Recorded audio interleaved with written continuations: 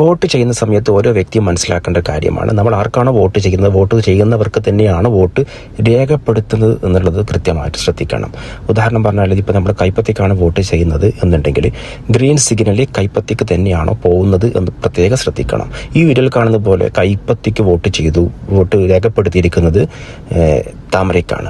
അപ്പം നമ്മൾ ചെയ്യേണ്ടതെന്ന് വെച്ചാൽ ആ പ്രസ് ചെയ്തിരിക്കുന്നത് എവിടെയാണോ അവിടെ തന്നെ പ്രസ് ചെയ്യുക. അതിനുശേഷം എന്ത് ചെയ്യുക, ഉദ്യോഗസ്ഥരെ വിളിക്കുക. ഉദ്യോഗസ്ഥരെ വിളിച്ചതിന് ശേഷം അവർക്കിത് കാണിച്ചു കൊടുക്കുകയാണ് ചെയ്യുന്നത്, പ്രസ് ചെയ്ത് പിടിച്ചതിന് ശേഷം.